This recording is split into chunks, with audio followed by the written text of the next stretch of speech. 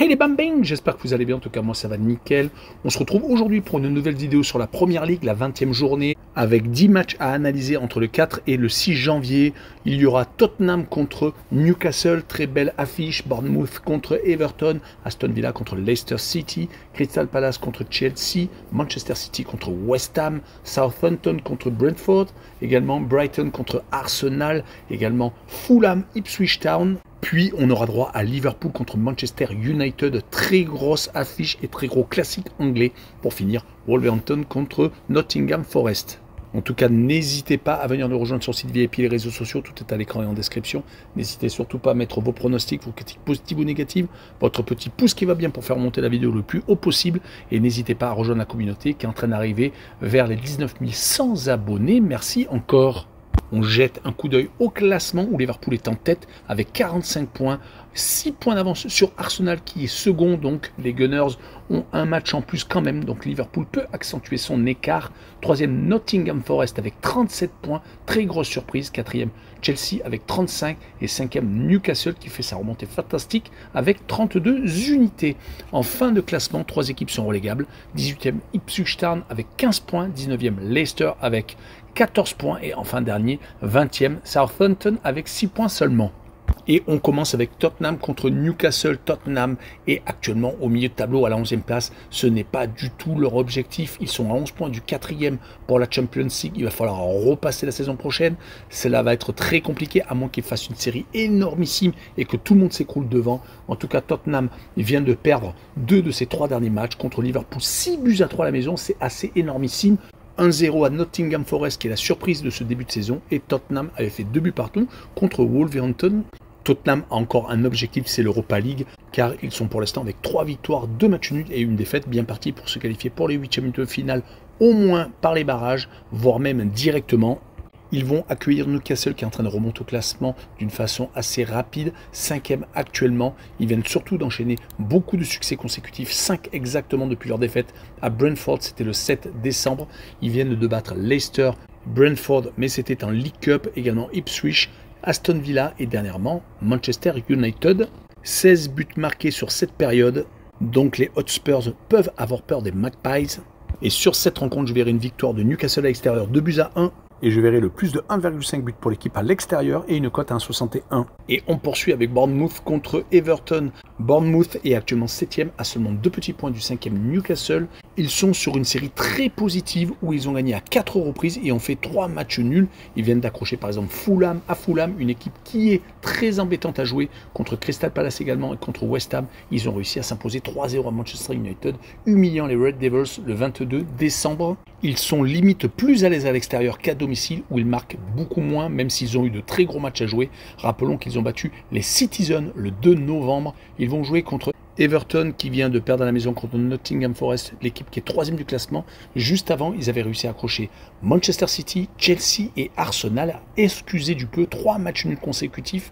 Ils avaient enchaîné pas mal de clean sheets qui les ont fait sortir de la zone de relégation. Ils sont actuellement avec seulement 2 petits points sur le 18e Ipswich Town. Sur cette rencontre, je verrai une victoire du 7e au classement 1-0. Et je verrai la combinaison double chance 1N et moins de 3,5 buts sur le match avec une cote 1,70. Le match suivant est Aston Villa contre Leicester. Les Villains ne sont pas à la même fête que la saison dernière en championnat, même si en Champions League, ils ont de très bons résultats. En Première Ligue, c'est plus contrasté. Ils viennent de faire 2 buts partout contre Brighton, après avoir perdu 2 fois contre Nottingham et contre Newcastle à l'extérieur. Les 2 derniers déplacements. Heureusement qu'à la maison, ils ont tendance quand même à faire le plein, battant Manchester City et se défaisant de Brentford et de Southampton. Heureusement qu'ils vont jouer contre une équipe de Leicester qui est actuellement 19e, qui a 2 points de retard sur le premier, non relégable et qui est surtout sur 4 défaites consécutives, ayant pris tout de même 12 buts sur cette période. Ils continuent leur très gros calendrier avec ce déplacement chez les Villains.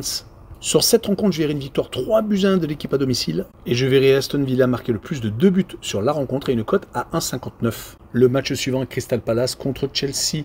un des nombreux derbys londoniens. Crystal Palace est actuellement 15e, alors que Chelsea, qui était second, vient de se faire dépasser par Nottingham et par Arsenal, car ils viennent de perdre 2 matchs consécutifs, ce qui n'était pas arrivé depuis très longtemps.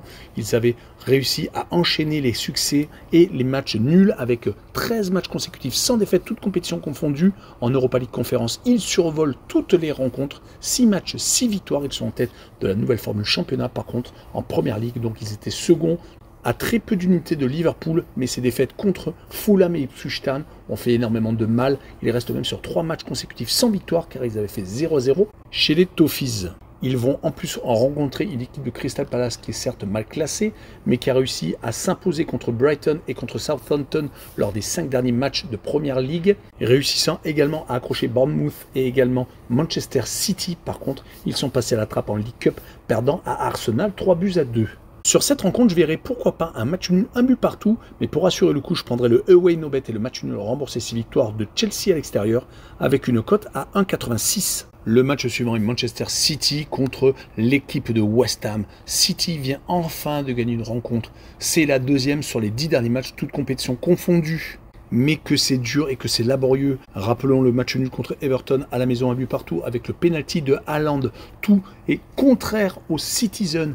Ils avaient perdu contre la Juve en Champions League, contre Manchester United dans un derby où ils menaient 1-0 jusque dans les 10 dernières minutes où Amad Diallo a tout renversé. Ils ont ensuite perdu à Aston Villa où il n'y avait rien à dire. Ils sont en train de dégringoler au classement. Ils sont maintenant 6e à 4 points de Chelsea qui est le premier qualifié directement pour la Champions League. Les 9 défaites accumulées depuis le 30 octobre, qui avait commencé par une élimination en League Cup contre Tottenham, est totalement catastrophique pour un club qui veut gagner tous les trophées auxquels il participe.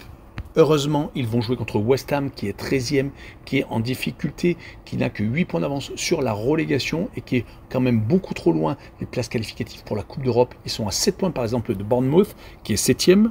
Ils viennent une fois de plus de se faire humilier à la maison, 5-0 contre les Reds, leaders du championnat. Heureusement qu'ils ont réussi ces derniers temps à accrocher des équipes en difficulté comme Southampton ou Wolverhampton. Ils avaient réussi à s'imposer à chaque fois, mais ils avaient été accrochés également par Bournemouth, par Brighton et juste avant, enchaînant les revers contre les gros Arsenal, Nottingham Forest et également perdant contre Leicester. Donc cela fait beaucoup de défaites.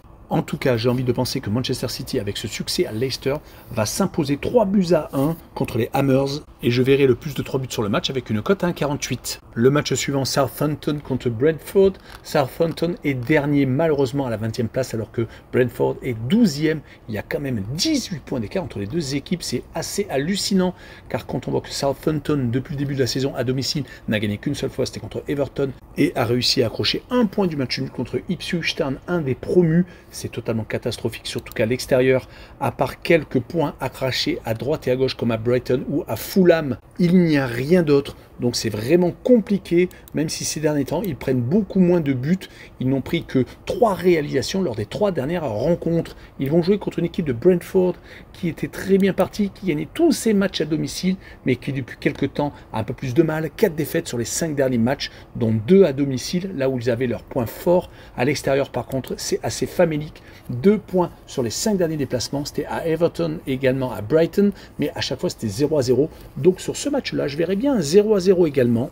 Et je verrai le away no bet et le match nul rembourser 6 victoires de Brentford à l'extérieur avec une cote à 2,17. On poursuit avec une des très belles affiches de cette journée, Brighton contre Arsenal, le second qui se déplace chez le 10e. 12 points d'écart tout de même entre les deux équipes. Dommage car Brighton joue vraiment du très bon football. Ils perdent quelques fois, certes, comme à Fulham ou à Liverpool, et également à Chelsea, mais à chaque fois il y a beaucoup de buts, que ce soit donc à domicile ou à l'extérieur. Ils ont tout de même réussi à battre quelques équipes comme Newcastle à Newcastle, Tottenham à la maison, à accrocher presque Liverpool, ne perdant que 3-2 chez eux. Et on n'oubliera pas la victoire contre Manchester City. Par contre, donc ces derniers temps, beaucoup trop de matchs nuls, dont le dernier à Aston Villa, de but partout. Ils vont jouer contre les Gunners qui actuellement refont peur. Ils viennent de gagner encore une fois de plus à l'extérieur à Brentford en milieu de semaine, 3-1. Cela enchaîne avec la victoire contre Crystal Palace, doublée avec celle en League Cup, puis celle contre Ipswich Town, une équipe en difficulté. Le seul point négatif ces dernières semaines, c'est les 2 matchs nuls contre Fulham et contre Everton. Sinon, c'est 8 succès et donc 2 partages de points.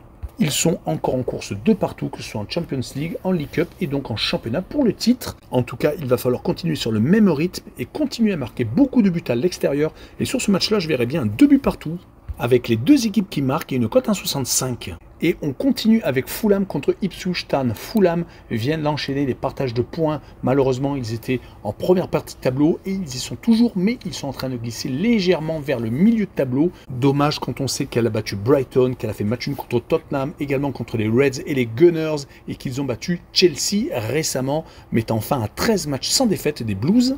Mais comme je l'ai dit, beaucoup trop de partage de points contre Bournemouth, contre Southampton, également donc contre les 2 premiers du championnat. Ça reste tout de même une équipe très sérieuse qui va jouer contre une équipe de Ipswich qui est promue, qui a perdu 3 de ses 5 derniers matchs, qui est actuellement 18e et donc relégable. Heureusement qu'ils arrivent à remporter quelques matchs à droite et à gauche, comme ils l'ont fait à Wolverhampton, et surtout en milieu de semaine, ils ont battu les Blues de Chelsea, créant tout de même l'exploit, jouant en contre et réussissant leur coup.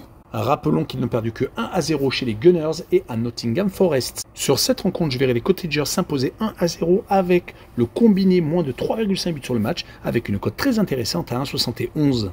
Et on poursuit avec l'affiche Liverpool-Manchester City, 2 équipes qui se hait au plus haut point. Liverpool est en tête assez facilement, 6 points d'avance sur le second et 8 sur le troisième. Et encore, ils ont un match en moins. Ils viennent d'enchaîner surtout 4 victoires consécutives, dont 3 à l'extérieur. 2 buts mis à Southampton dans League Cup, où ils avaient fait un petit peu tourner. 6 à Tottenham, 5 à West Ham et 3 à la maison contre Leicester City. Et encore, ils étaient menés 1-0, mais ils ont totalement renversé la situation. On rappellera que Salah, la star égyptienne, est au-dessus de tout. Il est en train de marcher sur l'eau. C'est totalement hallucinant. En tout cas, les Reds sont vraiment au-dessus de tout le monde. En Champions League, ils sont en tête de la nouvelle formule championnat. Ils ont 6 matchs, 6 victoires. Et ayant tout de même battu le Real de Madrid, Leipzig, Bologne, Leverkusen, Gijón dernièrement, et également le Milan AC. Ils vont rencontrer une équipe de Manchester United qui est malade, qui a déjà changé d'entraîneur. Ten Hag a été remplacé par Amorim, qui a laissé son ancienne équipe de Sporting du Portugal dans une merde noire car ils ne s'en sortent plus. Certes, ils viennent de battre Benfica, mais ils étaient en train de descendre au classement. Ils se sont peut-être réveillés au bon moment. En tout cas, contre les Reds, il va falloir se réveiller car ils viennent de perdre leurs 4 derniers matchs. C'est peut-être même encore pire que sous Ten Hag. Ils ont pris 4 buts à Tottenham en League Cup, dont ils sont éliminés. Ils en ont pris 3 à la maison contre Bournemouth. Ils viennent de perdre assez normalement contre Newcastle, et également 2-0 à Wolverhampton. La seule victoire très intéressante, c'était celle à Manchester City, mais ça tient du miracle car ils étaient menés 1-0 dans les 10 dernières minutes. Mais finalement, Amad Diallo les a sortis du pétrin. En tout cas, 2 victoires et 6 défaites sur les 8 derniers matchs, toutes compétitions confondues. Mais sur cette rencontre, je verrai une victoire 3-0 du leader à la maison avec un but de Mohamed Salah qui est vraiment donc au-dessus du lot avec une cote à 1,80, presque cadeau. Et on finira par Nottingham Forest qui se déplace à Wolverhampton. Wolverhampton est 17e alors que Nottingham est 3e.